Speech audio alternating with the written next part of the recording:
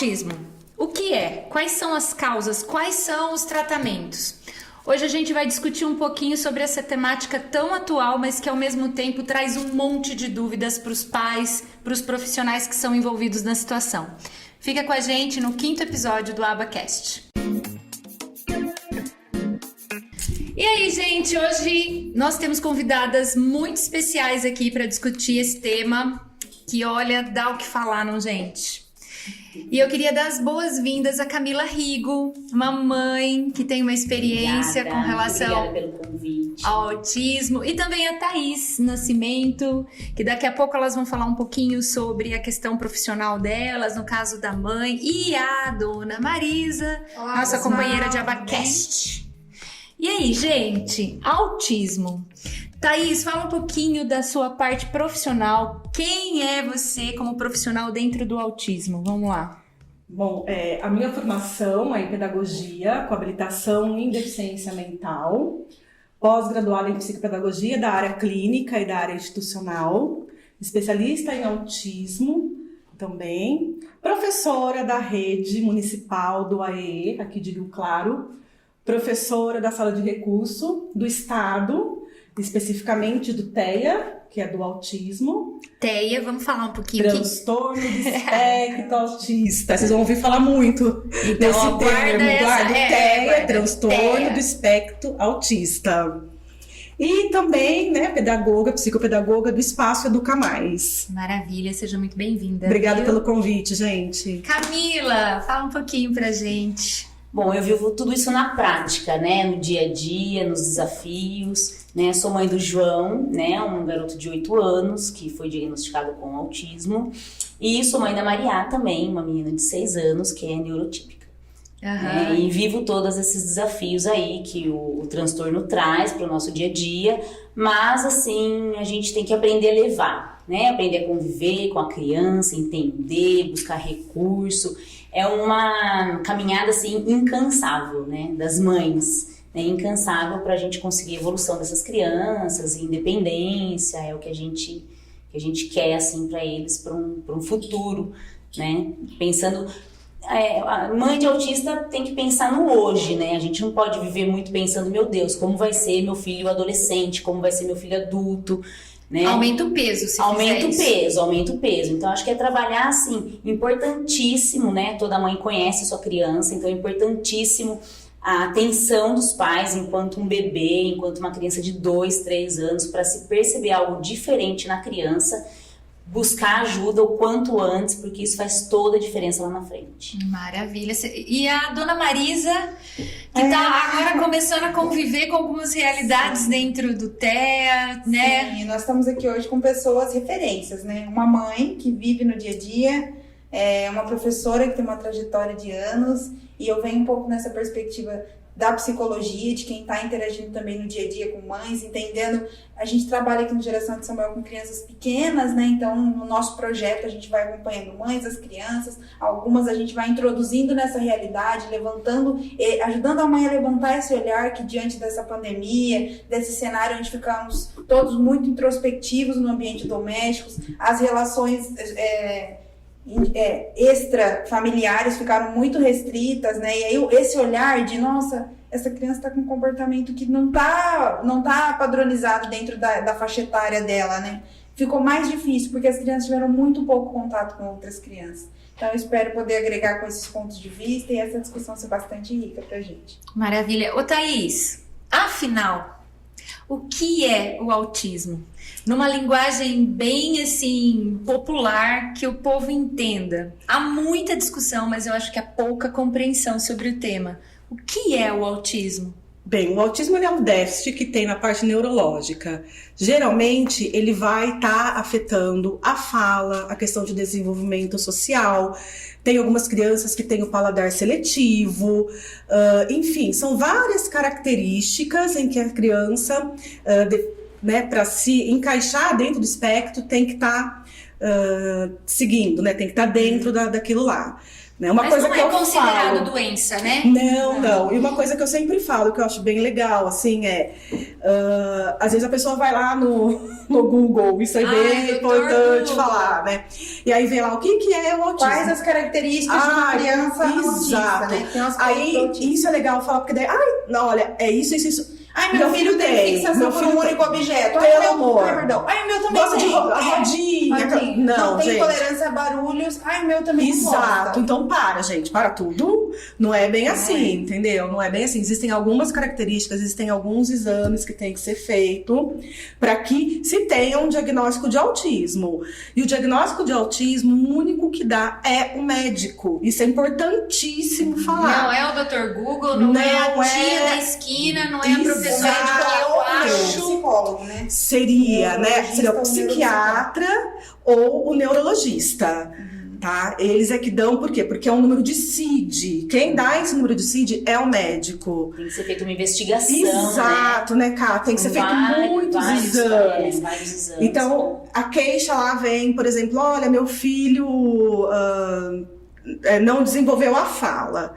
Porque eu costumo dizer que toda criança tem o seu tempo, mas dentro do tempo. Existe uma diferença de criança para criança, mas existe uma limitação de tempo para que ela possa desenvolver a fala. Exato. Padrão, a tolerância dentro do processo de desenvolvimento. Então, por exemplo, chega uma criança com 5 anos e tá no opa, vamos lá, vamos investigar. Então, assim, o papel do psicopedagogo é fazer a investigação. Do psicólogo também é fazer a investigação. Da fono é fazer a investigação. Por isso que é muito importante ter essa equipe multidisciplinar. E assim, quando você traz que o médico que dá o diagnóstico, o médico, na verdade, ele fecha o diagnóstico. Porque esse processo de diagnóstico da identificação do TEA, ele dura em torno de 2 anos e ele é um conjunto de interpretações por múltiplos profissionais, psicopedagogo, psicólogo, neuropsicólogo. Mas são exames de observação e testes, não é um exame, por exemplo, clínico no sentido de observar se o cérebro por tem... exemplo, cada profissional vai interpretar dentro da sua... Por exemplo, assim, foi encaminhado para a fono. A fono vai pedir uma audiometria. Sim. É um exame que tem que ser feito. Dentro daquela especialidade. Exato. Foi encaminhado para um neuropsicólogo. Ele pode pedir exames, inclusive neurológicos, ressonância, pedir vários exames. Sim. Então, assim, é um laudo. E esses exames, eles apontam alteração? Ou normalmente, por exemplo, vamos pensar aí, não, ele tá no início, 2 anos, a criança está começando a desenvolver o quadro, ou ele nasce com esse quadro. De repente ele pode pedir esses exames, mas ele pode fechar o diagnóstico depois. Sim. Tá? Porque assim, até os 3 anos é a idade mais fácil da gente estar realmente observando se a criança tem algum comportamento que leva ao espectro ou não. Até os 3 anos, você consegue estar identificando. E aí depois o médico vai estar fazendo todos os exames para que depois faça o fechamento. Alguns testes comportamentais, né? Isso. Que são feitos para ver o comportamento da criança, dependendo da situação, como a criança reage, como a criança se comunica. E como que você começou a perceber a diferença no João? Então, o João, uma criança que nasceu prematuro, né? Foi um bebê bem prematuro extremo. Então, até um certo ponto, alguns atrasos, eu meio que justificava por ter nascido prematuro. Mas é porque nasceu prematuro, tem um atraso aí de uma idade, né? Só que chegou um ponto que eu percebi que não era por conta de ser prematuro, né? O João, ele tinha 2 anos e ele não falava, aí a pediatra encaminhou para uma fono, um atraso na fala e tudo mais. Mas depois eu percebi alguns comportamentos diferentes, né? A primeira vez que eu vi o João, assim, no meio de outras crianças da mesma idade, porque o João foi meu primeiro filho, então era eu, o João, casa, escola, trabalho, essa rotina que às vezes você não sai e não coloca a criança junto com umas outras 10, 12 crianças e percebe que tem alguma diferença. No caso da escola, o João ele já ia numa escola para eu poder trabalhar, e a escola não, o João não tem nada, o João não tem nenhuma diferença. Aí eu falei, gente, não é possível, né? Eu coloquei o João, fui no aniversário, coloquei o João no meio de mais umas 10 crianças da mesma idade, ali 1 ano e 9 meses, 2 anos, e percebi uma diferença, assim, imensa, né? Percebi que no aniversário tinha pula-pula, cama elástica, palhaço, pipoca, algodão doce, e o João não queria nada. O João queria ficar subindo e descendo a escada da mulher, assim, Nossa, não parava, subia e descia. O João, brinquedo, vamos brincar, tal. Não queria saber de nada. Nesse dia eu falei, alguma coisa tem com essa criança. Não é só um atraso na fala, não é só um atraso na parte de coordenação motora, alguma coisa mais tem. Aí já na segunda-feira já procurei um psiquiatra, né? Já passei com a minha irmã, ainda me falou, Camila, você já ouviu falar sobre autismo? Dei uma pesquisadinha no Google, acredito que toda mãe faz isso. Não tem como, né? Não tem como. Bendito é um recurso, Google. E aí eu vi algumas coisas meio que batiam, né? Algumas características meio que se encaixavam, mas fiquei meio na dúvida. Falei, não, vou procurar um profissional, levei no psiquiatra. E aí ele deu um alerta, né? Hoje o diagnóstico ele é muito difícil, né? Hoje eu tenho contato com mães, com crianças de 6, 7, 8 anos que não têm diagnóstico fechado. Né? Porque muitos médicos não é uma hipótese de diagnóstico. É um HD que a gente porque eu sempre acho coloca, que, me né? corrija se eu estiver errado, eu tô falando pelo lado de fora, tá? Eu acho que existem booms específicos, assim. Uhum. Então, primeiro, não se falava, pelo menos na minha infância, autismo era uma coisa que praticamente nunca ninguém falava. O que se falava é que era uma criança mimada ou era uma criança mal educada, que não queria birrenta. Aí depois, bom, beleza, vamos falar sobre o autismo. Aí, pronto, tudo é autismo. Quer dizer, não teve um equilíbrio. Como na época da hiperatividade, né? Exato, Não, é hiperativo. Nossa, é imperativo. E essa mas que eu acho que é a dificuldade TDAH. desses diagnósticos serem fechados, né? Nós tivemos um caso aqui dentro da instituição que uma das mães falou que a profissional não é muito precoce para falar que ela tem autismo. Quem garante que ela tem? Ela tem todo o comportamento, todos os sintomas, por assim dizer, mas dentro da escola, não, mas tudo é autismo agora? Então, existe agora os dois extremos, né? Mas o principal, assim, pra mim, o principal não foi o diagnóstico, né? Eu levei o João no psiquiatra, ele já encaminhou pra fono, TO, ecoterapia, todas as terapias possíveis pra eu estar fazendo com o João. Mas o principal pra mim não foi o diagnóstico, foi o que eu ia fazer com o atraso do João. Né? O que eu ia fazer pra correr, né, contra o tempo. Né? Então eu acho assim, até um alerta para as mães que às vezes, e assim, a gente que vive nesse meio, tem mãe que fala, nossa, tem um médico em São Paulo, ele cobra uma fortuna, eu preciso levar meu filho lá, porque ele diagnosticou não sei quantas crianças. Então às vezes assim, desesperadas, que entram em dívidas imensas por conta de terapias caríssimas, caríssimas. E aí, porque que nem o João hoje é uma criança de 8 anos que não fala uma palavra, meu filho é autista, né, não verbal. Ele não fala mãe, ele não fala pai, ele não fala nada. E teve uma fase que eu tava nessa. Preciso pagar não sei quantos R$1.000 de terapia por mês pro João, porque eu quero que ele fale, porque ele vai falar, porque eu preciso. Então, às vezes, a gente tem que parar, né, e fazer o que está dentro da nossa possibilidade. Mas aí eu acho que entra um pouquinho da parte emocional, né? Não, Marisa? Aí, por isso que eu falo assim, ó, o diagnóstico, ele é importante, né, para eu conseguir valer alguns direitos para o meu filho, né? Eu não tenho um diagnóstico super elaborado para o João. Hoje eu tenho uma cartinha de um médico do SUS, né, do CAPS Infantil, uma médica excelente até, que atendia aqui em Rio Claro, que colocou lá uma hipótese de diagnóstico, autismo, o CID correspondente, e essa carta simples, ela vale para tudo. Sim. Eu consigo todos os direitos do João a partir dessa carta. Então, às vezes, as mães buscam, assim, laudo super elaborado no médico não sei da onde, que cobra uma fortuna. Mas, assim, um alerta até. O principal é o que eu vou fazer para o meu filho se desenvolver, independente de laudo, de realmente saber exatamente o que ele tem. O João tem 8 anos e, às vezes, eu escuto, Camila, pode ser que o João não seja autista. Entendeu? Mas para mim, o mais importante é essa intervenção precoce. E assim... Vou pegar o gancho. Mas, aproveitando nesse gancho já para você, para pôr na sua fala, eu vejo muito a questão, se ela tem a frustração, assim, ela tá colocando a frustração, ela não, né? A frustração das mães com relação ao desenvolvimento da fala, até as mães das crianças que não têm transtorno, elas competem na questão, ai, meu filho é mais isso, meu é mais aquilo, ele andou mais rápido, andou primeiro. Quando é o autismo, eu acho que isso se agrava, porque você fala assim, não, eu vou tirar ele da severidade desse transtorno, E assim, não é? o ambiente materno, né?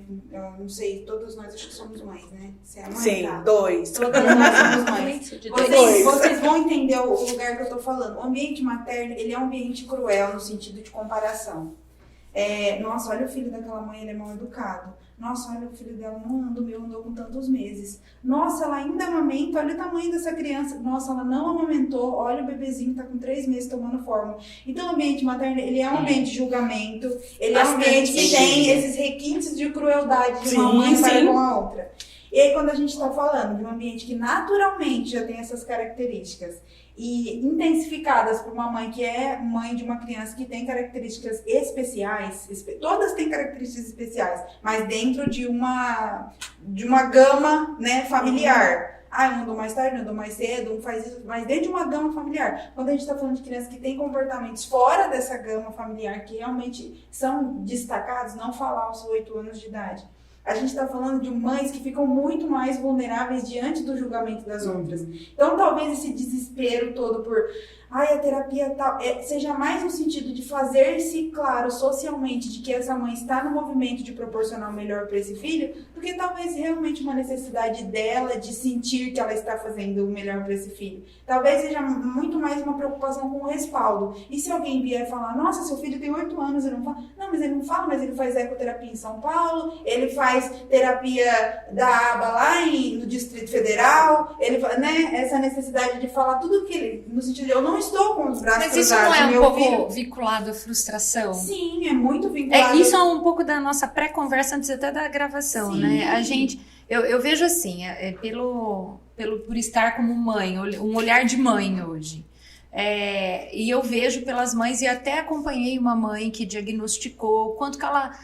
foi difícil para ela aceitar que o filho dela era diferente, né? E aí a frustração, o choro dela, a angústia dela em questão de assumir, não, meu filho não vai ter um desenvolvimento do meu sonho, né? Então isso para ela já é uma frustração. Então eu acho que ela tenta compensar com esse monte de coisa. E o que ela precisa mesmo é de um acompanhamento para se sentir em paz. E eu acredito que até a busca, né, por essas terapias, por você querer fazer tudo, é de repente realizar um sonho. Sim. É você de repente tirar a criança desse espectro. É como se fosse uma né? doença que precisa tentativa de resgate. Eu digo o seguinte, né? eu vou jogar aqui uma situação. Você tem uma experiência diária com essas mães, não é? Exatamente. E assim, 25 anos nessa vida aí. Então eu costumo dizer, quando chega alguma mãe pra mim, porque meu filho tem isso, eu falo assim, vem cá. Aponta pra mim uma pessoa que é normal. Exatamente isso que eu tava pensando agora. O que é ser normal? O que é? Alguém consegue chegar pra mim e falar? Olha, ser normal é isso. Gente, cada um tem a sua limitação. Nós não temos padrão. Cada um tem a sua dificuldade. Você tá entendendo? Então acho que a gente tem que... Somos seres limitados, cada um na sua área. Pronto. Exatamente. Então assim, eu tava escutando vocês falarem na questão de CID, eu sou uma pessoa que eu fico muito preocupada mesmo com essa questão de você laudar. Eu também. Uma vez laudado, desculpa assim, eu falo de uma forma bem clara, você realmente você pega e coloca um carimbo rotula numa pessoa de que ela tem isso. Exatamente. É um estigma quase. Exatamente. Laudo, né? Então, eu acho que a gente tem que tomar muito... porque esse laudo, ele vira uma ferramenta de justificativa em todas as esferas. Total! Por exemplo, a criança tá mas não repara não, porque ele é autista. Exato. Não é uma criança então, que tá tendo um comportamento quando chega pra mim, ou seja, lá no estado, quando chega, meu filho, ele é isso, eu sou bem assim, clara.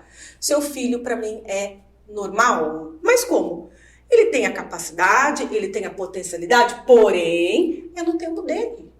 É da forma dele, sabe? Porque a partir da hora que você pega um laudo, aí aquela coisa, né? Ou vai no dito Google, olha, autista, ele nunca vai saber fazer isso, nunca vai saber fazer isso, nunca vai saber, você não vai tentar.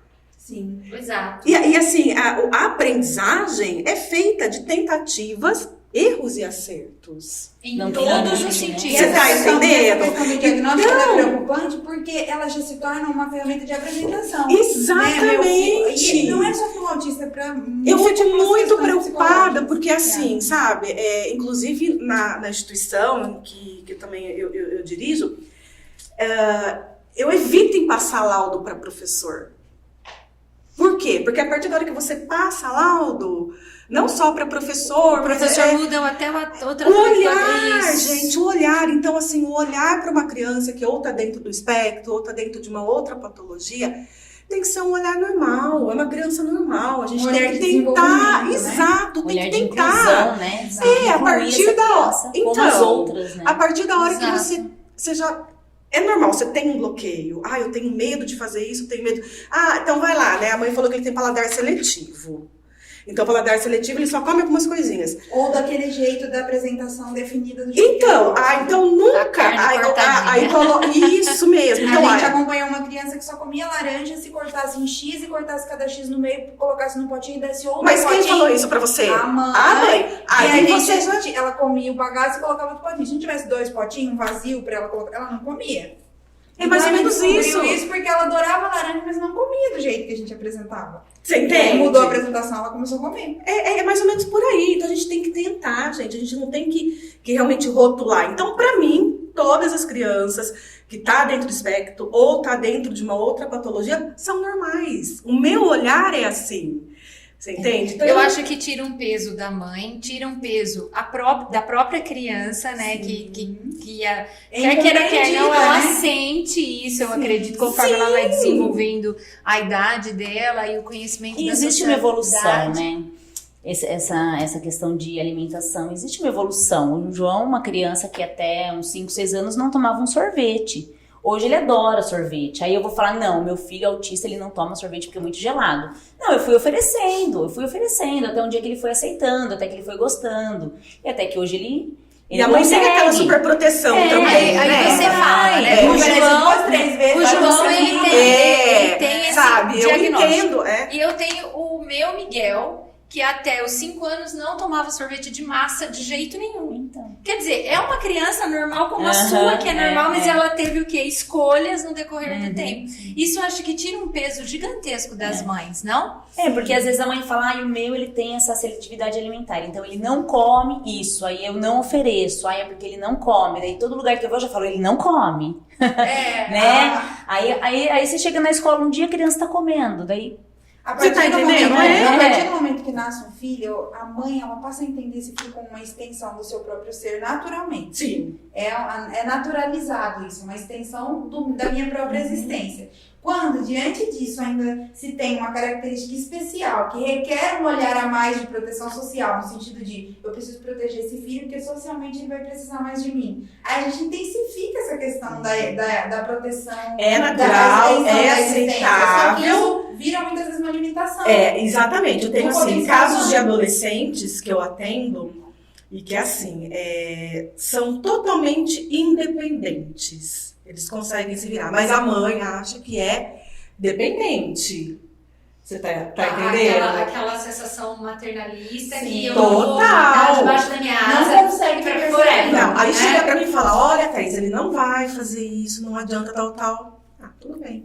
Aí eu pego e só mando fotinho pra ela. Mas como? Em casa ele não faz? Como que ele tá fazendo aí com você? Mas isso acontece Tipo, até numa criança que Nas não tem atividades de vida nada. diária. Atividades de vida diária. Sim, escovar o dente, pentear o cabelo, atividade de vida prática. Ajudar uma cama, isso, aquilo. Guardar os isso, assim, brinquedos, né? eu como mãe, né, como mãe do João, eu tenho que me policiar, né, tenho que me policiar em todo tempo, pra não fazer por ele, porque no meu papel de mãe, é fácil eu falar assim, não, a mãe não tem que fazer pela criança, mas às vezes é muito mais prático e muito mais rápido pra mim eu tirar uma roupa dele, colocar outra roupa dele, pegar e sair e trabalhar. Entendeu? Agora é muito mais difícil, leva um tempo maior, ele é uma criança que ele vai se frustrar e ele já não quer mais fazer nada. Eu falo, João, então agora você vai vestir a sua roupa, né? Então assim, é um trabalho de eu ensinar a Maria a colocar uma roupa, eu nem sei se eu ensinei, ela se virou sozinha, hoje ela se arruma sozinha. Pro João é um trabalho muito mais que dobrado. Então é muito mais fácil pra mim, como mãe, ir lá, vestir a roupa, pega e vou embora. Então eu tenho que me policiar pra não fazer por ele. Eu tenho que me policiar. Thaisa, não. Ô, Camila, tira uma dúvida minha.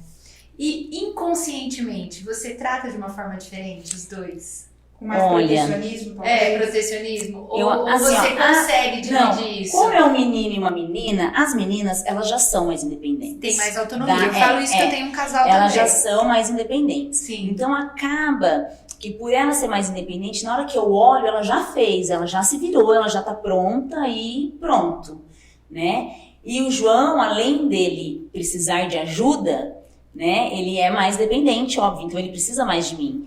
Mas eu acho que inconscientemente, com certeza, eu acabo protegendo mais. Aí eu volto pra você, Marisa. Eu percebo muito, assim, em pessoas que têm irmãos com alguma questão diferencial, assim, na família, onde a mãe acaba protegendo mais e que ela cresce, a outra criança cresce com um sentimento de frustração.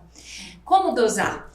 Bom, é interessante quando você traz que a menina ela é mais independente. E eu acho que assim, é um olhar da mãe para a menina, esse estímulo da independência. E isso é a psicologia em suas diversas, múltiplas formas de entender o ser humano, acaba concordando que a mãe, enquanto para o olhar para a filha, a mulher vai potencializando esse desenvolvimento, porque a gente quer, né? A gente se identifica muito, né? Como uma extensão feminina da nossa existência.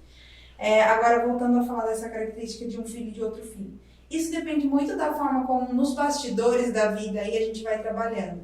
Você tendo um momento que você consiga fazer com que a sua filha entenda, né, como uma mãe que tem um filho atípico e um neurotípico, consiga potencializar o cuidado para o filho que precisa mais, mas sempre que ela tem oportunidade, ela consiga se justificar com o filho que precisa de menos respaldo, consiga fazer com que ele entenda a necessidade do irmão, consiga trabalhar características de empatia. Olha, você se coloca no meu lugar, você consegue entender o porquê que eu preciso me dedicar mais pro irmão? Se coloca no lugar dele, você consegue entender o porquê que ele precisa mais de mim? Mas eu estou aqui para você. A questão não é o tanto que você se dedica mais ou menos para um filho, a questão é o tanto que você, a questão, o quanto você está para aquele filho que você conscientemente sabe que você tem se dedicado menos. Filho, ó, eu estou aqui para você, que às vezes eu tenho que me dividir muito a comunicação, a conversa, o diálogo, a transmissão de afeto.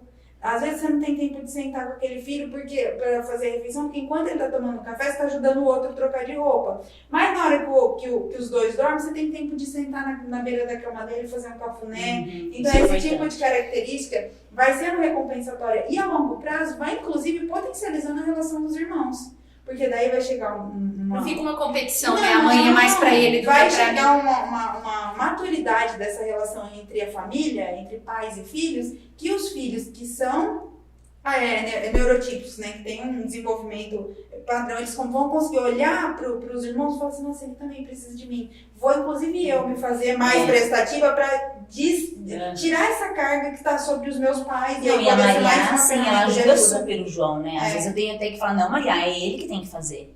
Então deixa, ela vai fazendo por ele. Né? Então, em algumas situações, mãe, eu vou pegar pra ele. Falei, não, tem que deixar ele pegar. Aí pegou um chocolate, mãe, eu vou abrir pra ele. Não, tem que deixar ele abrir.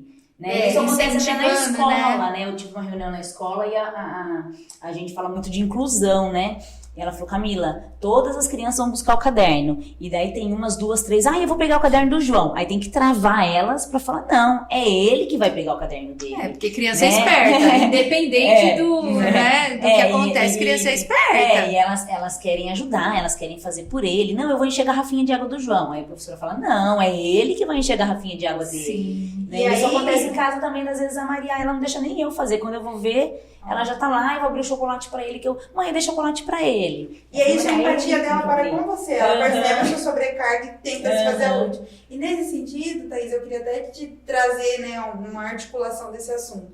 Nessa questão da tratativa mesmo, agora no ambiente escolar, dos desafios que a gente percebeu aqui na nossa rotina de trabalho, no campo do nosso projeto, é a necessidade de tratar uma criança com o aspecto do TEA com um cronograma de trabalho diferente, respeitando o tempo dela, respeitando as características dela, o processo de desenvolvimento dela, e a dificuldade da equipe em entender que, nossa, mas se eu tratar ela diferente, as outras crianças vão querer fazer tudo o que eles querem também. E aí elas ficavam naquele dilema, como como que eu posso tratar essa criança com essas características que abrangem as necessidades especiais dela e ao mesmo tempo fazer com que os outros entendam que eles não vão poder fazer o que a permissividade que está sendo dada para ela. E eu percebi que isso foi uma dificuldade muito mais das profissionais em saber administrar do que das crianças em si. As crianças entenderam que uma criança poderia fazer ou coisas que elas não poderiam com mais naturalidade do que a própria equipe. Aí as crianças olhavam, elas não faziam o que aquela outra criança estava fazendo.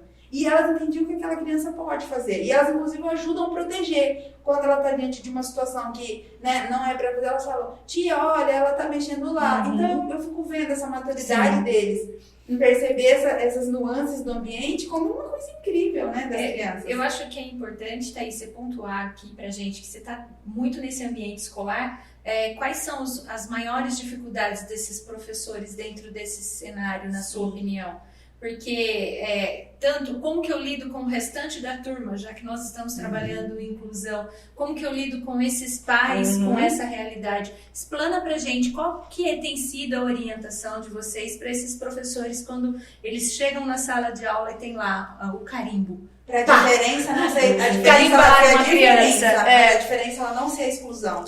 A primeira coisa que eu falo para os professores é estabelecer vínculo. Se você não estabelecer vínculo com o autista, você não consegue absolutamente nada. Sim, eu percebi tá? isso. E essa questão de estabelecer vínculo não é 1, 2, 3 dias. Já aconteceu de eu levar 1 ano para estabelecer vínculo. Por quê? Porque ele não queria contato, ele não aceitava carinho, não aceitava abraço, não aceitava o contato visual comigo, não aceitava que eu levasse até a sala para poder trabalhar. Né? Essa questão de sair da sala dele e ir para minha sala, ele não aceitava. Então demorou 1 ano de trabalho para que eu pudesse estabelecer um vínculo com ele, com que ele realmente confiasse em mim, para que depois eu conseguisse estar desenvolvendo o trabalho. Tá? No caso do infantil, eu sempre falo para as professoras, o importante é essa questão do vínculo e é essa questão também de explicar para a turma. Né, para eles entenderem, explicar, olha, a gente tem um amigo, talvez ele precise um pouco de ajuda de vocês, vamos tentar ajudá-lo, tentar aos poucos estar inserindo ele com um grupo. Às vezes tem um amiguinho que se dá melhor com ele, coloca esse amiguinho sentadinho do lado, né? Então acho que é dessa forma que é bacana. A partir do momento em que ele tem um conhecimento um pouco melhor, que ele consegue ler, que ele consegue entender, que ele consegue decifrar, né, ou identificar as imagens, rotina. O autista, ele precisa de rotina, ele precisa de a rotina nada mais é do que uma organização para ele mesmo. Tá? Então eu sempre falo para as meninas, olha, tenta estabelecer uma rotina com ele. Então quando ele chega dentro da escola, vamos mostrar para ele tudo o que ele vai fazer. Olha, agora é a hora da chamadinha, depois é a hora da leitura, depois é a hora do café, depois tá explicando, porque eles têm realmente uma, como que eu vou dizer para você? Uma necessidade metodológica. E quando essa rotina sai fora, é como se causasse isso, exatamente, um desequilíbrio.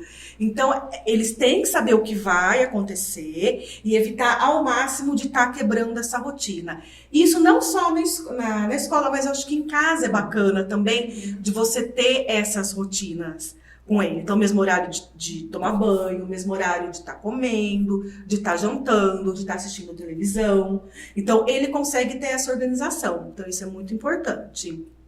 E quando já está um pouquinho maior, com um pouquinho mais de conhecimento e autonomia, realmente já está deixando com que eles realizem as atividades sozinhos. Porque eu falo para mãe, pai, vocês não vão viver para sempre. Então vamos começar... Inclusive adapte essa realidade de rotina de acordo com o interesse deles, Exato! Né? Vamos começar a dar mais autonomia a ele, vamos começar a soltar um pouquinho as coisas. Porque tem autista, gente, que tem uma vida normal. Eles conseguem fazer faculdade, eles conseguem trabalhar, conseguem ter uma vida normal. E às vezes essa questão nossa de medo acaba travando, limitando um pouco. Né? Então é mais ou menos por aí. Thaís, eu vi alguma coisa aqui que existe um manual diagnóstico e estatístico de transtornos mentais, o nome compridão, que rotula esses distúrbios, né, por grau. Tá. Como que isso é trabalhado hoje na Na realidade? verdade, assim, a gente tem o transtorno do espectro autista e dentro disso tem o Asperger e tem as altas habilidades, tá? Que são... Características acima da média. Exato, Relacionadas ao coeficiente exato. de inteligência, né? Exato. Então, geralmente, quando é feito essa avaliação, na avaliação o médico coloca, né? Então, por exemplo, autismo infantil, Asperger, altas habilidades, e a partir disso a gente consegue estar desenvolvendo o trabalho, mas o trabalho acaba sendo a mesma coisa, acaba sendo a mesma coisa.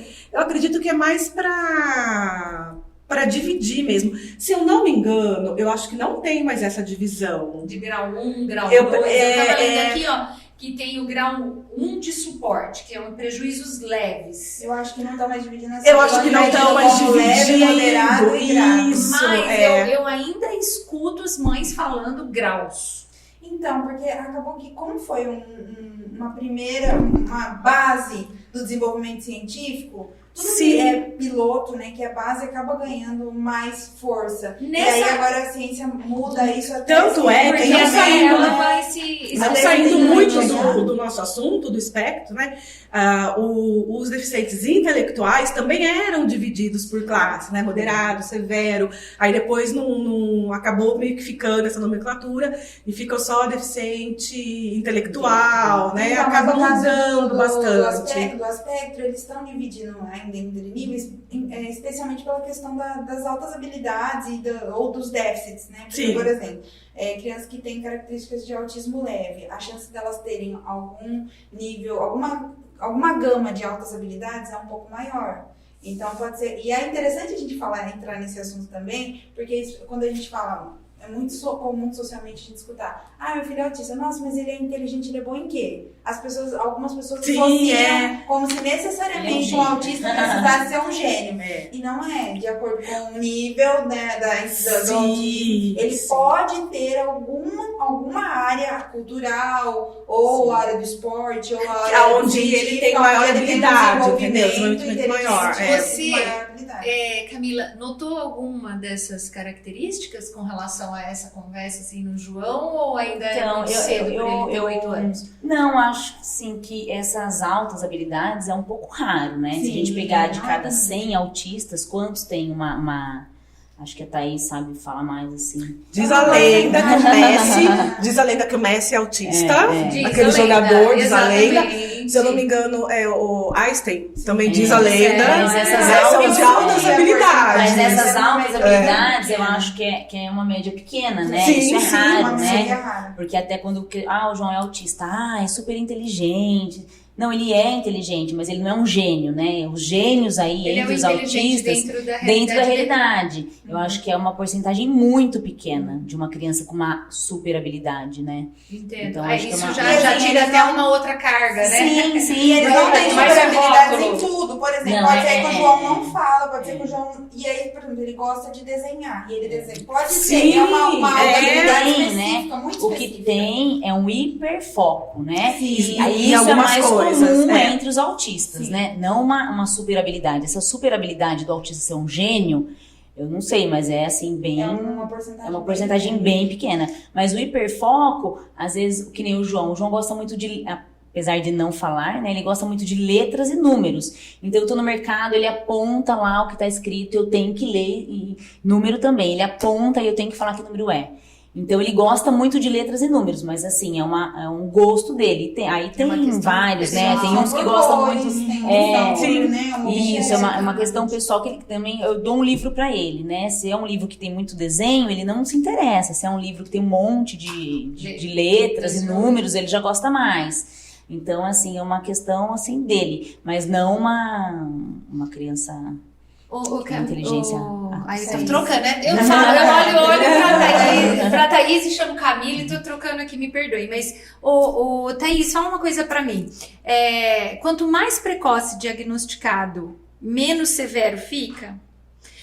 Ou assim, nós estamos falando assim, tá, beleza, nós estamos conversando com um tipo de classe, digamos assim, que compreende, que tem um pouco mais de acesso à informação. Eu fico imaginando as crianças dos assentamentos, as crianças que têm essas dificuldades na favela, assim, entende? Nos públicos de mais vulnerabilidade. Extremos, assim, lá no interior do interior do interior. O tratamento com essa criança, quanto mais violência ela toma, isso acontece com uma criança até que não tem o espectro, mas a gente pode considerar que a falta de tolerância, isso ocasiona um agravamento no transtorno ou não? Ou isso é muito neurológico? São duas perguntas. Vou falar, Eu vou responder. A pergunta número 1 foi se quanto mais cedo diagnosticado interfere no nível. Não. Pode ser que você diagnostique tem criança que já tem processo de investigação com 6 meses. E isso não necessariamente vai dizer se ela vai ter um não, porque eu falo assim, grave, leve ou moderado. Se nós mas temos ao mesmo tempo, potencializa aí eu já ia falar. ao mesmo tempo potencializa as chances de, por exemplo, se ela tivesse potencial para ser um autista grave, potencializa a chance da gente conseguir amenizar isso. Exato, Porque eu falo sei porque o eu tive acompanhamento terapêutico, quanto mais cedo, começou mais cedo. Quanto então, mais a chance disso se agravar, de ser uma coisa grave e tal, é com bem 2 menor. anos. Essa é a questão. Isso Começou a mesmo. terapia com 6 meses de vida, aos 2 anos. Ela tá num autismo moderado, a chance disso se amenizando cada vez mais Exatamente, ao longo dos anos é muito grande, porque o tratamento foi precoce. Eu vejo, Por isso que eu nós falo tivemos que a um caso estimulação aqui. precoce é tudo, gente. Nós tivemos um caso aqui, a gente teve um caso de uma criança que entrou aqui no nosso programa social. A mãe, ela teve muita resistência, mas muita resistência, Camila, ela não aceitava. Então, nós tivemos que estimular muito ela para que ela pudesse procurar a rede, procurar fazer as investigações para chegar no diagnóstico. E quando ele chegou aqui, a mãe considerava que o comportamento dele era de rebeldia, ele também não falava uma palavra. E aí nós ficamos sabendo que ela trancava ele dentro de um quarto, trancava com uma televisão, porque ela não conseguia, e ele tinha 3 anos de idade, tá? Ela não conseguia trabalhar com ele, conversar, brincar, e ela trabalhava, ela era mãe sozinha, mãe solo, então ela achou uma saída para ela não ter trabalho, trancar o moleque dentro do quarto. E aí nós conseguimos, quando a nossa equipe lá, isso já faz uns 2, 3 anos, trabalhar com ela levou, fez o diagnóstico, e depois que ele começou a fazer todas as terapias, ter o acompanhamento, nossa, aqui dentro mesmo, ele se transformou, assim. E quando eu falo que eu lembro até hoje, ele sentou no meu colo, e o dia que ele falou azul.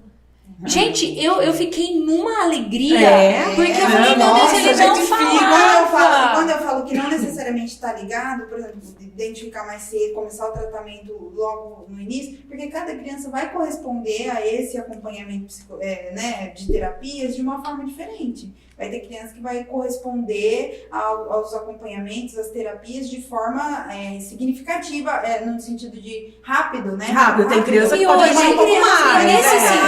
Nesse sentido, trabalhar em questão de nível leve, moderado, grave, em questão de tempo, é o que a Camila falou no cada começo. um é um, eu Não dá pra falo, trabalhar gente. com tempo. Mas nesse sentido, cada um é um. Hoje, aqui em Rio Claro, qual está sendo a média de diagnóstico do espectro? Então, é importante, antes da gente entrar nisso aí, falar que a gente passou por um período pandêmico.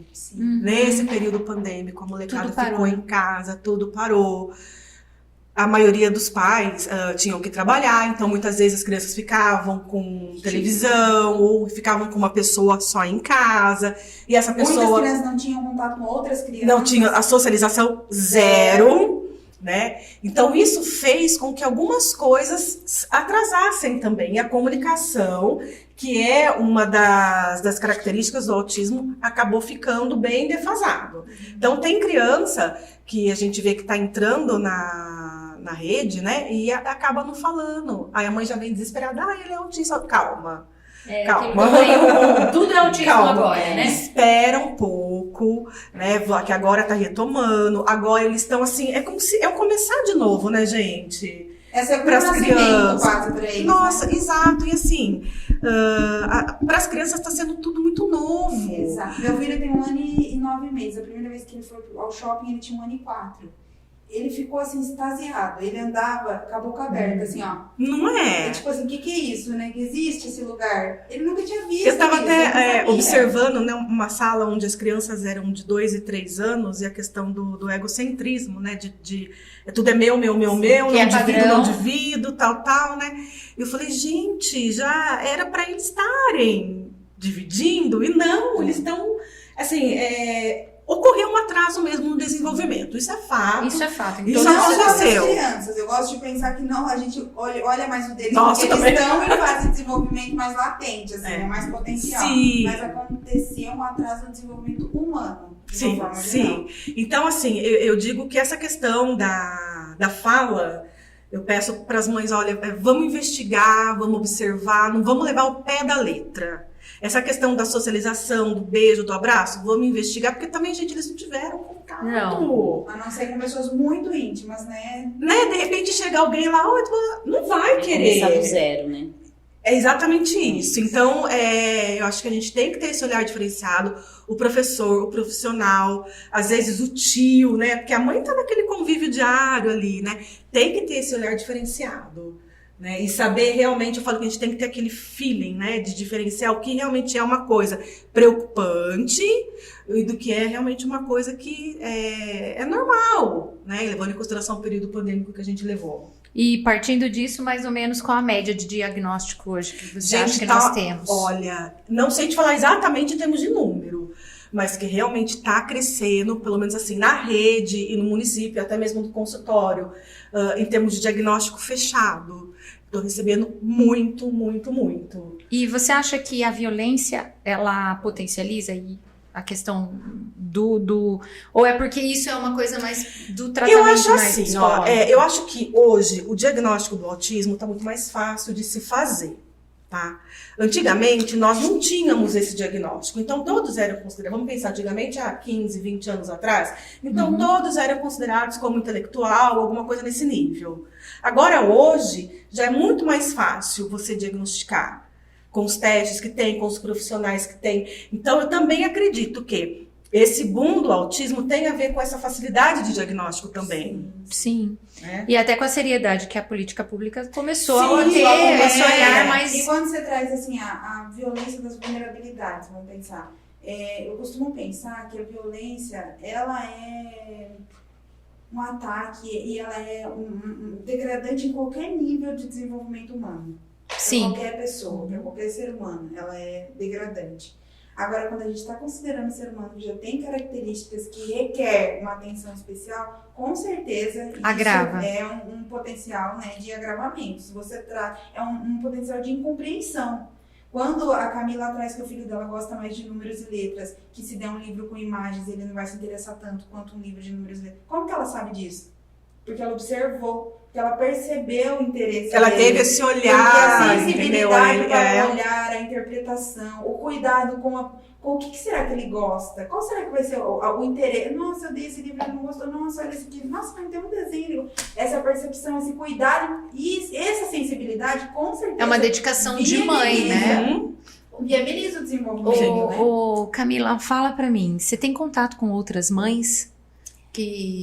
Tem um grupo aqui em Rio Claro, né? Família Autista de Rio Claro. Aí com pandemia, tudo deu uma parada nas reuniões, mas a gente se conversa e sim, tenho contato com outras mães. E é muito bom porque você vê que não é só você que está nessa situação, né? Sem contar as indas e vindas de terapias que a gente se encontra em salas de esperas, assim, de segunda a sexta. Isso eu acho bem importante, sabe? Essa questão porque divide um pouco o peso, Sim, né? Você se identifica, né? Não é só o meu filho, não é só comigo, eu não estou sozinha. Porque quer queira, quer não, traz uma frustração, não traz? Não, traz uma frustração, mas assim, acho que uma preocupação, né? Você lida bem com isso? Eu acredito que sim. O meu é mais uma preocupação de que, e assim, é incansável, né? É incansável de que ele vai conseguir, eu trabalho para isso. Hoje, assim, a minha vida é bem... Tenho meu trabalho, tudo, mas tenho meu trabalho para poder me dedicar e para poder conseguir, né, fazer com o João, assim, tudo que eu quero. Eu acho interessante no perfil das mães que eu observo qualquer coisa que tenha de alteração no desenvolvimento da criança. Eu acompanho algumas mães com crianças que têm aquela doença degenerativa, sabe? Que a criança tem um movimento normal e depois a criança vai perdendo. E eu acompanho o trabalho que ela faz com outras mães, e uma coisa que eu percebo que eu acho lindo, gente. Eu acho lindo. É que quando uma mãe percebe que ela tem que proteger o filho dela numa outra esfera, que além daquela maternidade normal, ela vira uma leoa em dobro. E eu acho que nem você falou, é incansável. Você corre para todos os lugares para você dar um bom tratamento para o seu filho. Você se informa de situações que não fazem parte da sua carreira profissional. E eu acho muito bonito, viu? Acho que Eu você queria te acaba parabenizar tendo e força todas que as nem mães você por isso. sabia que você tinha. Exato. E assim, né? Força, e é uma paciência assim, surreal. Porque o João, ele já me deu muito trabalho. O João foi uma criança que ele não dormia. E no outro dia de manhã eu tinha que acordar às 6 horas para trabalhar. E o João não dormiu. Né? O João foi uma criança que corria sem roupa num quintal no inverno de 6, 7 graus, tipo, à noite. Sabe? Entendo. Então o João foi uma criança assim que até eu conseguir acertar nas terapias, acertar na medicação, porque tudo isso também não é fácil. Né? Não é simples eu levar o João na psicóloga. Ela tem que conseguir acessar o João. Ela tem que conseguir fazer o trabalho. Que a Thaís comentou. E muito, que nem o João, ele fez ecoterapia. Chegou um momento que eu percebi que ele não gostava daquilo. E por que eu vou levar se ele não gosta? Eu mesmo, eu acho que eu não subo em cima de um cavalo, entendeu? Por que eu vou obrigar ele a fazer isso? Então a mãe tem que buscar coisas que o filho goste de fazer. Né? De repente uma música, de repente um esporte. Né? E até eu conseguir, e essa troca, existe muito isso entre as mães, essa troca de terapeutas. Leva naquela, leva naquela, leva naquela. Aí a gente tem que entender que é um processo, assim, de uma evolução, é um trabalho de formiguinha, entendeu? Sim, o João, ele vai conseguir começar a evoluir nessa terapia específica, depois de meses fazendo, depois de meses. Não adianta eu ficar trocando, porque não deu resultado, não deu resultado. Então, no começo, até eu conseguir uma evolução do João, eu sofri muito com essa história do João não dormir, com essa birra, com esse choro, né? Assim, teve vezes que eu saí de casa pra ir numa... Eu sempre fui um pouco teimosa, eu era convidada pra uma festa de aniversário, eu falei, não, eu vou. Sabe, eu tenho que ir. Eu também não posso me limitar dentro de casa a não sair com ele. Eu tenho que ir, eu vou. Teve vezes que eu cheguei com ele no lugar e eu não conseguia pôr roupa nele. Eu não tinha conseguido colocar roupa, consegui colocar roupa ali no lugar.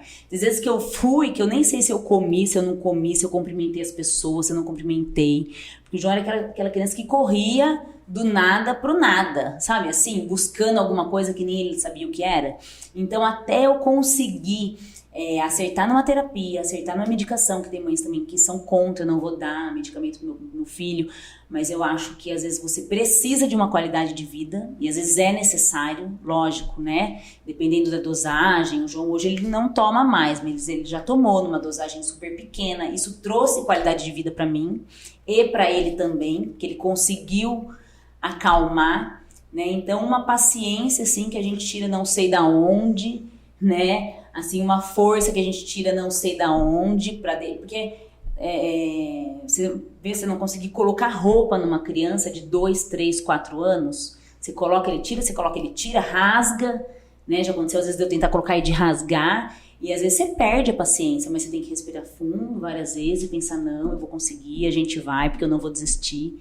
Né? Então acho que isso é uma força assim que... É incansável, como você comentou no começo, né? E isso a gente vai aprendendo a lidar, né? Eu aprendi a lidar com ele. E é um prazer para mim ser mãe do João, né? Porque eu vejo assim acho que essas crianças, elas têm uma verdade tão grande dentro delas, né? Sem filtro, se gosta, gosta, se não gosta, não gosta. Tem um episódio até que às vezes eu relato assim para minhas amigas que teve um ano que eu contratei Papai Noel pra ir em casa, tal, Natal, e aquele monte de presente enorme, né, que o vô e a avó comprou e tal. E o Papai Noel sentou na poltrona com aquele monte de caixa gigante do lado. O João levantou, foi lá, pegou uma balinha, sentou no sofá, abriu e comeu. Tipo, entendeu? É isso que eu preciso. Eu não preciso do tamanho do presente, eu quero festa, eu quero uma bala. Eu quero uma bala, é isso que eu quero. Então isso essa verdade, né? Essa verdade deles, essa simplicidade, ele não precisa de muito. né? Ele não precisa, ele só precisa do necessário, né? Isso E é uma criança que não sabe mentir, que fala que o autista, ele não consegue imaginar, que nem ele pega um carrinho, ele não consegue imaginar, tô subindo numa montanha, tô descendo, tô indo, não, ele só consegue andar com o carrinho, que é o que o carrinho faz, né? Então, como ele não consegue imaginar, ele não consegue mentir. Ele não tem imaginação para de repente contar uma mentira, para de repente esconder alguma coisa, planejar. Então, é um prazer, assim, ser mãe do João. Quando você descobre isso, fica muito mais leve. Fica muito mais leve, você consegue ver um outro lado, né? Sim. Você consegue ver um outro lado, não é só uma criança birrenta, uma criança brava, que não aceita o não, que não gosta de frustração, que nada pode dar errado, que não sabe ficar numa fila do mercado. Né? E daí entra um outro lado de olhares pra você, tipo, nossa, não tá grávida, não tem bebê de colo, o que essa mãe tá fazendo aqui com essa criança? Porque o autista não tem cara, né? Não. O autista não tem um jeitinho diferente, não tem um rostinho diferente. Então, pra quem não entende, o autista é uma criança chata, birrenta, que chora, que grita, que deita no chão se precisar. E olha só, essa mãe passiva na educação. E ainda na fila preferencial, né? O que ela tá fazendo aqui? Então, esses olhares, né, às vezes, assim, incomodam um pouco, mas também eu aprendi a lidar, eu já não ligo mais. Você faz terapia?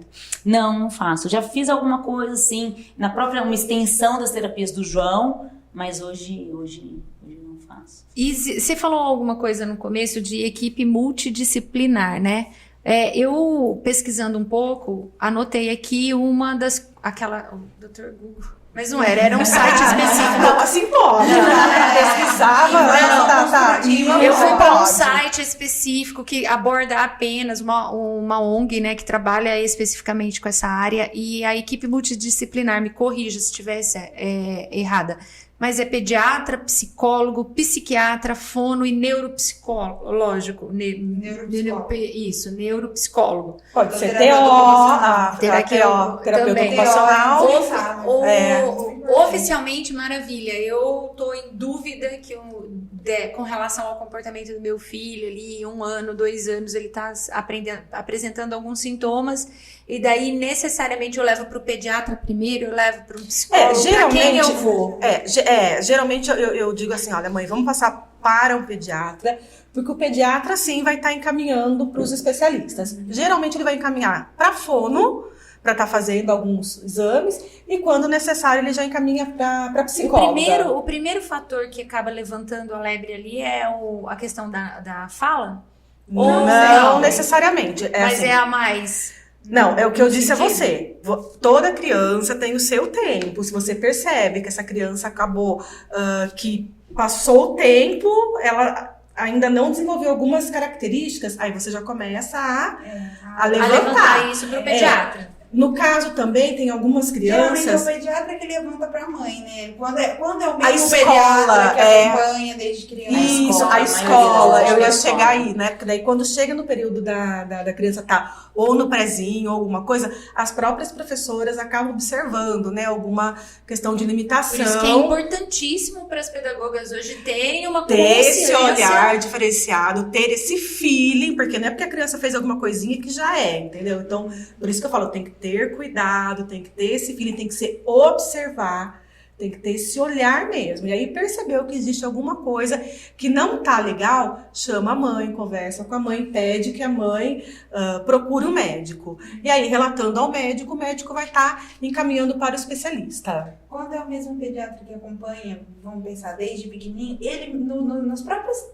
consultas, ele já vai, mensal, né? Porque do 0 aos 12 meses eles fazem acompanhamento mensal, ele vai... É que nós estamos falando mais desses pediatras na rede particular, no plano de saúde, que amanhã eu não sei se o SUS, porque elas vão pela aqui UPA, também, né? Não tem aqui em Rio Claro? Tem um centro de especialidades? Se eu não me engano. Vitória? Não, tem o TUT agora aqui também, não é? Não, mas eu tô falando assim, tem os pediatras, mas, por exemplo, as mães, elas fazem o agendamento da consulta, o pediatra é o mesmo sempre nas consultas? No SUS, mas porque elas é podem setorizado pedir, os né? atendimentos. Mas as mães não pedem. Não, mas então vamos lá, estamos falando de mães e mães, vamos lá, né? mães, Que tem vocês compreensão. que moram no bairro, vocês estão referenciadas no posto de saúde, No postinho na de saúde. unidade de saúde, na USF, né, que é a unidade de saúde da família do bairro de vocês. geralmente os mesmos médicos atendem em cada território, os médicos são divididos em territórios, então a doutora fulana atende no território do bairro tal, tal e tal, a doutora, entendeu? Eles dividem território. Então quando vai marcar o acompanhamento, pode estar solicitando, inclusive no cartão de marcar consulta, as pessoas que marcam perguntam, quem que é a pediatra do seu filho? Quem que acompanha? Nas últimas consultas foi a doutora tal, então elas já dão continuidade, a doutora tal está aqui às terças-feiras, então elas dão continuidade. Porque isso assim, existem mães Só e mães, médicos né? Nós estamos mudam falando território de algumas mães que realmente, às vezes, nem no pediatra leva durante o período. Então, O que acontece- essa orientação eu acho que é super importante nas escolas públicas, né, O Thaís? que acontece Sim, muito é que essas Existe famílias- cartilha, não existe? Uma cartilha específica já realizada com relação a essas orientações? Ou Tem, não? já tem Aqui sim. no município No tem? município eu desconheço, mas tem algumas ONGs que têm essas cartilhas, sim. Aí é virtual. Seria virtual. Entendo. Mas, Thaís, eu percebo que se mesmo a mãe não tem essa orientação, ou a criança não passa por um pediatra, vamos supor, uma família assim, que não tem esse acompanhamento, chegou na escola, se eles suspeitam alguma coisa, Chama. não deixa passar. Eu acho que o fator mais não deixa importante passar. hoje não é a passa. escola. Até os meus filhos, eles estudam no município, né? Eu faço questão deles estarem no município, que eu acho que hoje é onde se está mais preparado. Sem dúvida nenhuma. Sem dúvida nenhuma, A né? gente tem uma experiência com relação a isso, que a mãe ela teve muito bloqueio com relação a essa parte de ter o atendimento. Que nem você, na primeira parte da nossa conversa que você estava falando, não, vou pagar grandes terapias, porque ela tem um bloqueio de que, eu não vou precisar Exato. disso. Então, assim, é entendeu? até legal eu estar colocando agora como que é o atendimento do município e do estado. Perfeito, seria Porque eu acho ótimo. que algumas pessoas não... Até a minha caminhada, quando eu comecei a perceber algo diferente no João, ele estava numa escola, que não era uma escola do município, mas a escola, eu via que o João era diferente, mas a escola tentava me convencer ao contrário. Mas porque a escola não estava preparada.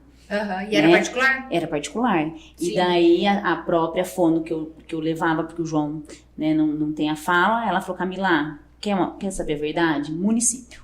Né? Vai pro município. Exato. Porque aí eu cheguei no município, ela falou, olha, se ele tem... eu já tinha na época um documento falando que tinha uma hipótese diagnóstica. Ela falou, isso é o suficiente para ele já ter a vaga, você não precisa ficar em fila de espera, ele já tem a vaga, ele já tem o direito à monitora e ele já vai fazer parte da educação especial. Então, assim, e a evolução dele quando ele entrou na escola foi assim, absurda, né? Foi um trabalho assim de meses para ele conseguir ficar meio período dentro de uma sala de aula, mas ele consegue, hoje ele consegue. E no período de pandemia, parou e tal, eu fui recorrer a algumas escolas, né, privadas, mas aí entra aquela questão, eu preciso matricular minhas 2 crianças, tudo lindo, maravilhoso. Na hora que eu falo que o João é autista, já, né, você já vê que é um bloqueio. Mas ele precisa de monitora? Precisa. Aí algumas coisas já mudam, ou o valor não é aquele, ou não tem a vaga. Então, assim, eu como mãe, a minha experiência com o município é fantástica e eu não trocaria. E aí, nessa convivência, óbvio, eu percebo que se tem uma criança que tem algum tipo de dificuldade, eles já alertam os pais, assim, imediatamente. No município funciona assim. E eles me cobram também, né, Thaís? Eu não posso, de repente, ter o João lá e não estar fazendo nenhuma terapia com o João. Sim. Eles me cobram, senão eles acionam o conselho tutelar. Mais ou menos isso. Mas isso é ótimo, né? Tem que ter uma proteção para essa É, criança. Sim. então vamos falar agora então do município. A criança geralmente ela chega até a escola. Se ela tem um laudo, ela já é matriculada na sala de recurso, que é no atendimento educacional especializado. Essa escola tem um profissional lá dentro que é especialista em educação especial, tá? Geralmente é pós-graduado, tem a graduação. Ele vai acolher essa criança e vai estar desenvolvendo o material e o trabalho específico para aquela criança. Então, vamos lá. Fulano tem um problema de atenção e concentração. Então, ela vai estar realmente desenvolvendo atividades específicas para ele. Olha, a gente tá trabalhando o alfabeto lá, mas da forma com que a professora de repente está dando para o montante da sala, não está sendo suficiente para que ele consiga estar aprendendo. Aí a professora especialista da sala de recursos vai desenvolver um material, confeccionar mesmo, sabe? De uma forma lúdica, ou vai ver uma outra forma, e aí no atendimento dele vai estar trabalhando especificamente isso. Então, os profissionais da sala de recursos do município são assim, extremamente capacitados, eles desenvolvem cada trabalho, porque quando tem às vezes essa troca de experiência, a gente vê cada coisa que eles fazem que realmente dá resultado, dá muito resultado. Então tem algumas crianças, por exemplo, que tem esse problema de agressividade, né, dentro de sala. Então também é trabalhado isso na sala de recursos. A profissional ela acaba trabalhando não só com ele, mas trabalhando com a sala, com os professores, tá dando todo esse respaldo para a equipe de professores. E no estado a mesma coisa, tá? Hoje a gente tem o polo, que é no João Negrão e no Joaquim Ribeiro. No Ribeiro a gente tem, que nem eu havia falado logo no começo, né, a sala de TEA, de DI e de DA. E os Quais são as TEA, transtorno do espectro autista, deficiência intelectual e deficiente auditivo. Então, todos das escolas estaduais que têm um laudo que apresentam algum déficit, eles são encaminhados para essa sala. E essa sala é trabalhado tudo isso também.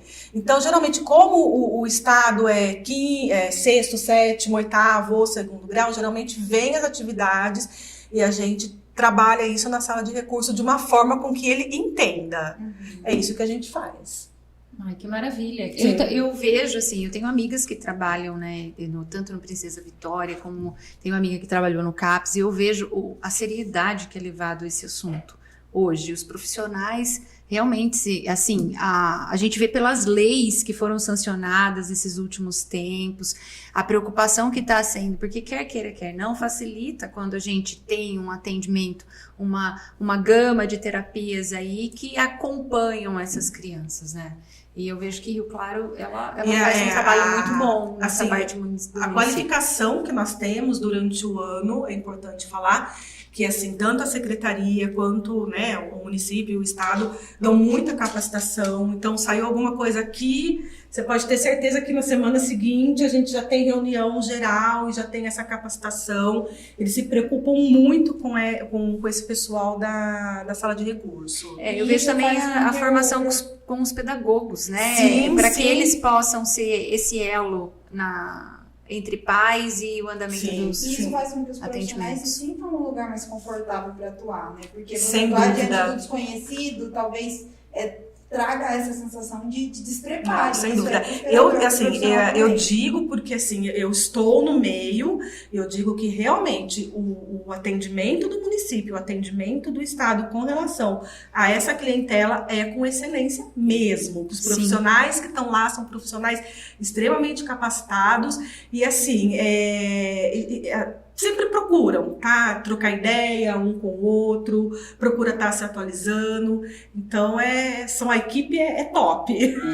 E eu, como mãe, aprendo muito com elas, né? Com a professora da sala de recursos, com a monitora, com a professora, que a gente faz reuniões, assim, direto. E daí, às vezes, eu falo, em casa ele tá fazendo isso, Camila, então você faz assim, você vai ter que lidar dessa Ela forma. acaba colaborando, Sim, né? é uma troca, É porque né? a gente entende que o trabalho da sala de recurso não restringe só a sala de recurso. Então, por exemplo, se eu faço um treino É uma extensão. na sala e aí a mãe não dá continuidade em casa, a gente não perde, vai né? conseguir. Você tá entendendo? Então a gente sempre tem esse link, às vezes a gente tem até o contato com a mãe direto, às vezes acontece alguma coisa, a mãe às vezes liga, pede, a gente sempre tá pronto para tá E atendendo. todas as escolas estão preparadas para isso hoje? Ou... Para inclusão, você quer Isso, dizer?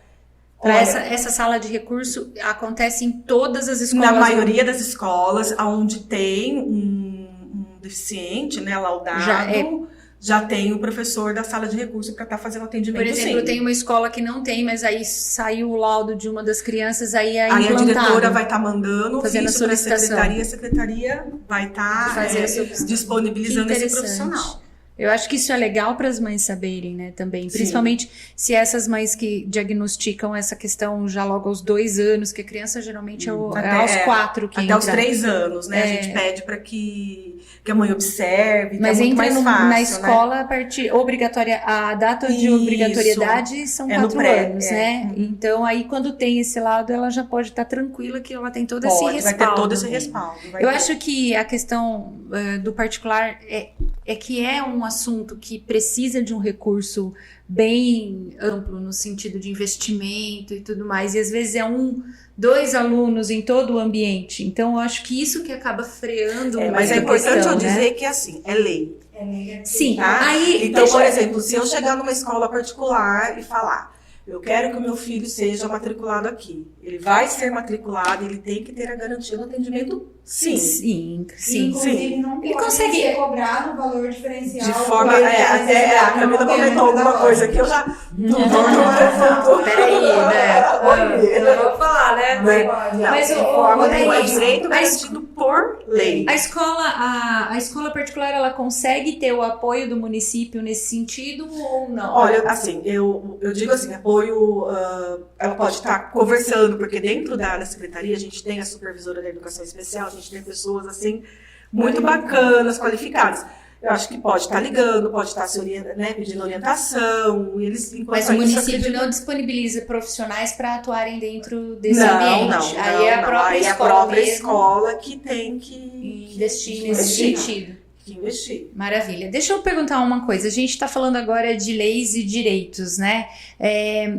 Eu fiz um levantamento de algumas leis, parece que agora a mais atual foi em janeiro de 2020, que envolveu o filho do Mion.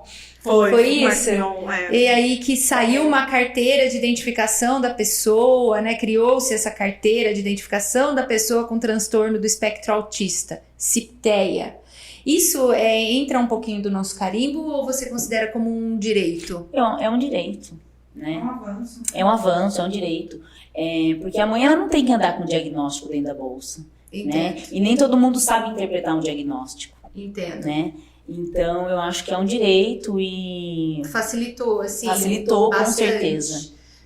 Como que você vê a questão do avanço da lei? Eu vejo Érica, por fora, vejo de uma forma extremamente positiva, mas para vocês que são profissionais... positiva, mas assim, eu acho que tem que ser cumprida. Entendeu? A gente não precisa brigar, né? Geralmente a gente tem que brigar. Então, na fila de mercado você tem que brigar. Eu falo, gente, assim, tem umas coisas que assim, eu fico meio absurdada. Mas pode falar, viu? Fica à vontade pra falar. Né? Então, gente, isso é de direito dele. Por que eu vou ter que andar com uma carteirinha para provar que ele é isso e aquilo? Você tá entendendo? Por que eu tenho que de repente... Isso que poderia ser óbvio, né? Que não teria. Mas eu acho que a falta de informação é que freia. Como a própria Camila falou pra gente agora... Quando você vai no mercado, não tem um rostinho. Mas qual é a necessidade de documentar quando o poder da palavra deveria fazer valer? Sabe, se alguém chegasse na Porque nós estamos falando de um país onde, infelizmente, nós temos pessoas que até se usam disso para outras questões, né? Mas isso daí esse é exato. Eu acabo falando, gente, eu tenho que levantar uma bandeira que eu não precisaria levantar, porque... Sabe? Poderia estar levantando outras que exigem mais esforços, né? Talvez. Mas eu acho que se isso facilita a vida de uma mãe, se exato, isso facilita a vida de uma mãe, já é um avanço positivo. Sim, mas é que eu acho que você pode ver que a própria Camila coloca, fala, não, facilitou. É feito as leis, tá? Então, ó, é assim, assado. Mas eu tenho que brigar para que a lei seja cumprida? Não, isso não deveria ser em lugar nenhum. Mas concorda que acontece? Acontece. Até mesmo numa escola, né? Se você for matricular seu filho numa escola, que nem eu, com certeza eu vou ter que brigar. Né? O que você falou. Numa fila de mercado, com certeza eu vou ter que brigar. Mas eu sou uma pessoa assim, não sei se isso é bom ou se isso é ruim, mas eu tô numa fila de mercado, o João às vezes faz uma birra, o João tem muito assim, às vezes ele cansa, tipo, ele deitar no chão, fica deitado. Daí, tipo, pra não contrariar, eu deixo ele meio deitado ali, pra não... Aí deixo ele ali, João, agora levanta, e aí a gente, pô, é uma criança criança grande, 8 anos, deitada no chão do mercado, mas eu não me explico, eu acabo não me explicando, sabe? Por mais que a pessoa, uma vez até uma senhora falou, nossa, bem, você já é grande, levanta daí, olha a sua mãe e tal. Eu poderia ter falado, então, ele é autista, mas eu prefiro não me explicar, sabe? Por quê, né? Não, Nesse sentido eu concordo. Sim, eu falo, não, eu não vou me explicar, se ela não entende, deixa. Então eu falo, não sei se isso é bom ou se isso é ruim. Mas eu acabo não tendo que me explicar, eu falo, tudo bem e tal, e bola pra frente. Mas, saindo da carteira, nós temos o Estatuto da Criança e do Adolescente, ele que prevê toda a proteção básica. Aí nós temos a Lei Berenice Piana, que é uma lei, uma política nacional de proteção dos direitos da pessoa com deficiência. E aí criou-se esse estatuto que enquadrou, a Lei Berenice enquadrou os autistas como deficientes, foi isso?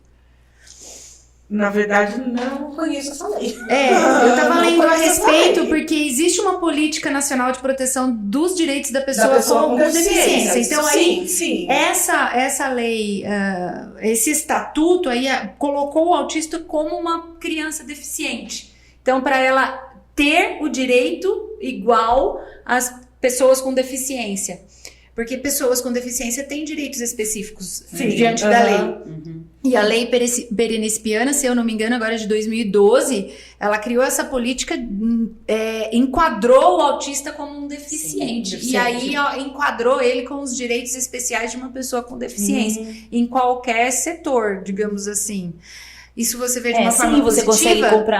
Você consegue comprar aí uma passagem com desconto, né? Você consegue comprar um carro com desconto, né? Porque o autista, ele é um deficiente, né, intelectual. Então, é super positivo. A gente entra no embate, mas eu não vou nem entrar nele, assim, né? Porque se ele é uma criança, né, que nós precisamos tratar com normalidade, mas, enfim, não vou nem entrar nesse quesito, porque a gente discutir outras, a gente vai acabar falando conjecturas aqui. E aí, não, só pra agora, eu preciso falar isso. A gente tá falando de diferentes normalidades, mas a gente precisa falar de equidade. A equidade é quando eu garanto direitos melhores para que pessoas em situação de parâmetros diferentes consigam estar minimamente próximas. Então, eu garanti direitos nesse sentido. De, por exemplo, um autista ter um veículo. Eu garanto que ele vai conseguir ir para as terapias. Talvez para uma criança neurotípica isso não precise ser um direito garantido, porque se ela, né? Ela não vai ela não vai ter a rotina intensa semanal da família de uma criança autista. Então, quando a gente consegue garantir esses direitos mínimos, a gente está falando de equidade. Maravilha. Vou terminar a nossa conversa com duas partes, assim, que eu acho que é importante o pessoal entender. Autismo não tem cura. Não. Autismo não é doença. Não. É apenas uma deficiência neurológica. Um distúrbio. Distúrbio, por assim dizer. Transtorno. Um transtorno. É um transtorno. Os tratamentos é junto com a equipe multidisciplinar ou nós temos medicações específicas para isso? Temos medicações específicas. Temos. A gente nem fala tratamento, a gente fala acompanhamento. Exato. Porque como a gente não considera, né, uma doença nesse sentido. Sim. E isso é eterno? Bom, o tratamento voltando é pai, a família e junto com os profissionais, né? Isso é bem importante que a família tem que Porque estar dentro. como nós falamos, essa criança vai crescer. O João vai crescer. Assim, e ele vai eu ter já um ouvi acompanhamento dizer eterno. Algumas pessoas, né? Algumas literaturas em que assim, a criança ela tem o espectro, mas às vezes ela está no espectro, às vezes ela não está. Então ela oscila muito, né? Dentro desta trajetória, dessa variação. Entendo. Né? Não é questão de cura ou não. Tem momentos em que ela consegue, né, vamos dizer assim, tá tem um em... impacto amenizado. Exato, né? Então está dentro do espectro. Por isso que se fala assim, ó, que nem o João. O João não é que ele é autista, ele está, tem autismo, da mesma forma que ele tem outras características. Exato, né? Ele tem outras características e uma delas, o João tem autismo, não é que ele é autista, ele tem autismo. Está dentro do espectro, não resume entendeu? quem ele. Sim. Até eu escrevi, eu fiz uma festinha de aniversário pra ele, convidei alguns amiguinhos, né, que convivem com ele na casa da babá, e as crianças meio que sem entender. Ué, mas por que o João não fala? Mas por que o João é assim? E daí, de lembrancinha, eu escrevi um livrinho, né, para entregar para eles entenderem, né, que é o João, meu amigo autista. Aí fala de várias características dele. Eu tenho cabelo... Essa mãe, eu quero guardar ela. E aí fala assim que o João, ele tem o cabelinho claro, ele tem o olhinho verde, ele tem autismo, né? Então é uma característica dele, né? Então Mas até não considera assim, então, cientificamente que o João vai ser autista aos 20 anos. Vai. É isso. Essa eu acho que pode eu ser acho que ele vá assim, ó, diminuindo essas características, Exato, né? Mas alguma coisa ali ainda vai ficar. vai ter traços. Traços do aspecto autista. Eu acho que isso é importante porque mamãe tá, beleza, nós estamos com uma mãe de 4 anos, de 6 anos, de 8 anos, mas logo essa criança vai ter 15, ela vai ter ser um 20, adulto, né? Então ela precisa ter uma noção de como que ela vai lidar com isso. Você mesmo falou na nossa conversa, o pai e a mãe não é Não eterno. é pra sempre, isso. Né? Ele não vai virar... e aí, quando essa criança estiver... Eu acho que isso até tira um peso do coração da própria mãe, de saber, olha, vão haver evoluções, vão haver melhorias no quadro por isso que eu geral. falo que a gente corre contra o tempo. Por isso que eu falo que a gente corre contra o tempo, né? Nós porque estamos construindo uma criança autônoma. Daqui a pouco eu não consigo. Adulto. Hoje, se o João de repente tem uma crise, eu consigo pegar, consigo conter, consigo pegar no colo. Daqui a pouco eu já não vou conseguir mais. Exato. Né? Exatamente. Então a gente, assim, caminho para uma evolução. O João vai deixar de ser autista? Não, pode ser que o João nem fale. Né? Pode ser que o João não consiga se comunicar através da fala, da linguagem. Sim. Né? Mas eu vou fazer o possível para que ele seja independente, para que ele consiga. Isso, para que ele.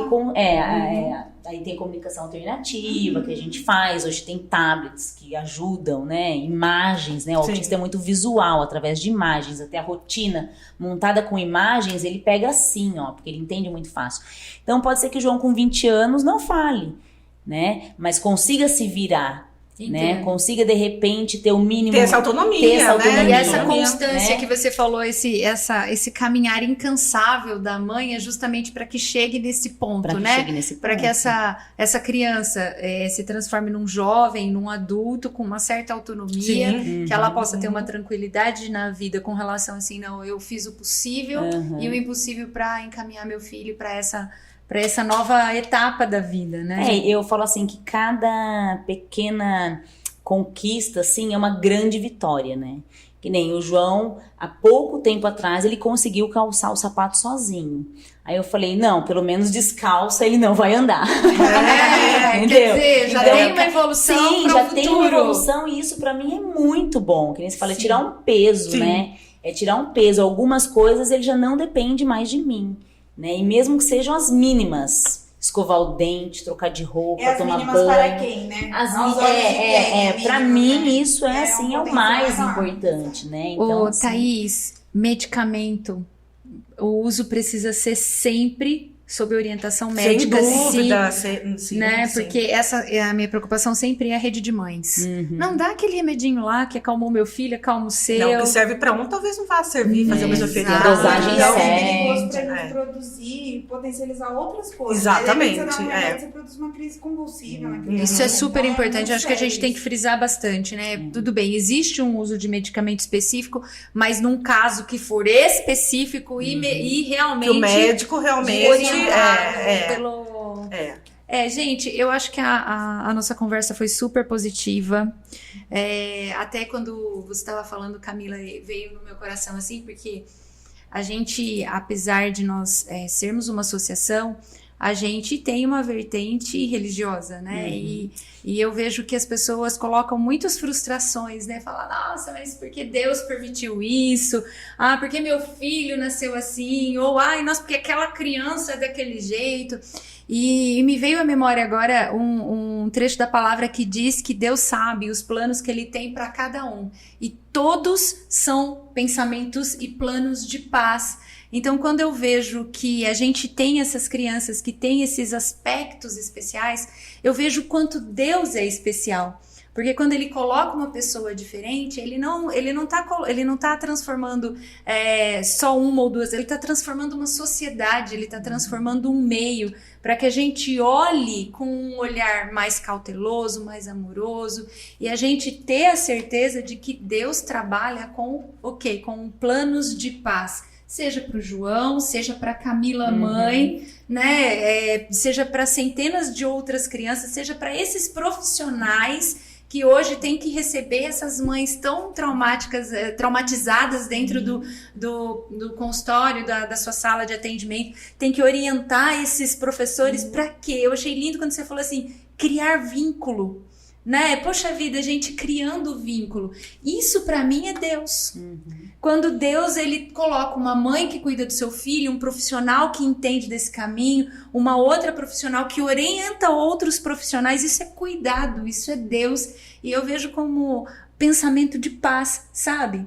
E eu acho lindo isso em Deus. Eu vou ser sincera, eu sou apaixonada porque eu acho Deus extremamente cuidadoso. Eu acho Deus cuidadoso, detalhista e extremamente... Bom, ele é o amor, né? Amoroso. Quando ele coloca entre nós pessoas que precisam de uma atenção especial, que nos criam vínculos especiais. E eu queria deixar essa mensagem aqui final, vou pedir para as meninas falarem também, mas já aproveitando, se você é uma profissional que trabalha com isso, se você é uma mãe que lida com essa realidade, você precisa pôr no seu coração isso. Deus é extremamente cuidadoso. Essa criança que está sob o seu cuidado, seja como mãe ou seja como uma criança que você precisa cuidar profissionalmente, é um cuidado de Deus para que o seu olhar seja tão detalhista quanto Deus é. Aplique o amor. Deus tem pensamentos de paz através de nós, em nós, na nossa comunidade como um todo. Que Deus possa tocar seu coração. Camila, para a gente terminar, deixa sua mensagem para uma mãe que precisa de você para falar e aquecer o coraçãozinho dela. Você pode olhar naquela câmera ali, ó. O principal, né, pelo menos nessa minha caminhada aí de 8 anos com o João, é as mães perceberem os filhos, né, olharem para os filhos e perceberem se tem alguma coisa diferente, o quanto antes. Isso é super importante, né? Isso é um cuidado com o filho e isso pode ser extremamente assim, decisivo no futuro dessa criança, né? Isso é ajudar a criança. Algumas mães, não fala, mas é normal, é normal. Eu acho que ter esse olhar, né, assim, de não negar, né? Eu não nego, o João é autista, o João tem as suas limitações, né? Não tenho vergonha de sair com o João, às vezes ele vai fazer uma birra, ele vai chorar, vai ter um comportamento indevido, mas eu acho que olhar e perceber a sua criança, né? E ajudar, poder ajudar, você de repente levar numa psicóloga, levar no psiquiatra, você tá ajudando aquela criança, né? E para as outras mães, assim como eu, que já estão nessa caminhada, já faz um tempo, né? Aproveite o outro lado, né? Aproveite o outro lado, o quanto essa criança é amorosa, o quanto essa criança é especial, como todas as outras, mas do jeitinho dela, né? Converse com a criança, perceba que nem o João é uma criança que não fala não se comunica através de uma linguagem, mas ele se comunica de N outras maneiras, né? Então perceba, aproveite essa criança, procure aprender com essa criança, porque eles estão aqui para ensinar, né? Para ensinar a gente essa forma, esse criar vínculo é super importante com toda a família, né, com a mãe principalmente. Então aproveita e comece a enxergar um outro lado, o lado positivo de tudo isso, né, que sempre tem, né, sempre tem um lado positivo. E conviver com essas crianças assim é muito gratificante, a gente só tem a aprender e evoluir. Com certeza eu já sou uma pessoa bem mais evoluída antes do João, né? O João veio para me transformar. Maravilha, um presente de Deus, né? Para me transformar. Thaís, deixa seu recado aí pro pessoal com relação a profissional, Thaís e todos os demais profissionais que atuam com isso nessa área. Bom, a primeira coisa que a gente tem que ter é amor para lidar com eles, porque muitas vezes nós vamos lidar com situações em que ele pode ser agressivo com a gente, ele pode chorar, muitas vezes a gente vai tentar desistir, mas não, sabe? Sempre olhe para ele como um ser único, como ele tem das capacidades dele, tendo a potencialidade dele. crie vínculo. O que é criar o vínculo? É você ter essa troca de afetividade, fazer com que ele confie em você, com que ele goste de você e trabalhe com amor. Eu acho que é a palavra certa. Você trabalhando com amor, tendo esse olhar diferenciado, a gente consegue chegar aonde eles quiserem, né? Eu acho que é bem isso mesmo, né?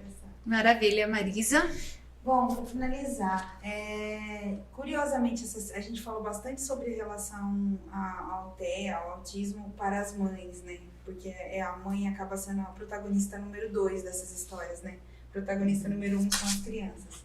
Mas essa semana eu trabalhei uma sessão de 50 minutos com uma avó. E o tema da angústia era a descoberta por um neto que tem o aspecto autista. Então, o meu recado é para as avós, os avós, né? Os pais, os irmãos, para a rede de apoio dessa família. É um pedido de interação, um pedido de compromisso com essa família, com essa criança, da gente não terceirizar só para o ambiente escolar ou para a mãe as responsabilidades de fazer dessa criança um sujeito independente, autônomo, feliz, inteiro. A gente assumir todo mundo junto, uma pequena etapa, né, uma pequena parte desse processo. A gente que é profissional da saúde, a escola, a mãe e todo mundo da família que ama está diretamente relacionado ao afeto que pode dar e oferecer e receber dessa criança, trabalhando em sintonia junto. A chance de tudo isso dar muito certo e de todo mundo sair muito melhor desse processo é uma chance muito maior. Então, acho que quando a gente traz esse tipo de debate, esse tipo de discussão, que traz conteúdo, que traz informação de credibilidade, tranquiliza o coração no sentido de não é um bicho de 7 cabeças, dá para todo mundo se inteirar, entender o que está acontecendo, o que é, como começa, para onde vai, o que a gente pode fazer junto, e aí dividindo um pouco essa tarefa entre todos, ninguém sai sobrecarregado, todo mundo sai feliz nesse sentido. Maravilha. Fala sobre a aba psicologia também, né? Se o pessoal precisar. Né? Pessoal, fiquem à vontade, nos procurem. A gente tem serviço de psicologia aqui na aba. Hoje nós estamos em 6 psicólogas e psicólogos, né? Atendendo aqui com a gente. É um serviço aberto à comunidade. Nós oferecemos um serviço assim, sou suspeita a falar, mas tecnicamente a gente tem uma equipe muito capacitada. Então nos procurem, não deixe de identificar, levantar suas demandas no dia a dia aí e trazer até a gente, porque não é necessário caminhar sozinho enquanto tem informação e profissionais técnicos que se pode contar. Maravilha, pessoal, eu agradeço você ter ficado até aqui, eu espero que a gente possa ter agregado no seu conhecimento de alguma forma. Se você tiver alguma dúvida, pode colocar aí pra gente, sempre vamos ter como encaminhar isso para profissionais que entendam profundamente do assunto. E terminando, eu coloquei aqui, eu sou uma pessoa que eu entendo da Bíblia, mas para os endereços decor, nossa, para saber versículo e capítulo, assim, e livro, mas eu já achei aqui, e a palavra de Deus fala em Jeremias 29:11, quando o Senhor nos dá a seguinte afirmação: eu sei os pensamentos que eu tenho ao seu respeito, são pensamentos de paz e não de mal, para dar a vocês o fim que vocês esperam. Ou seja, fica na paz, vai dar tudo certo. Deus é com a gente.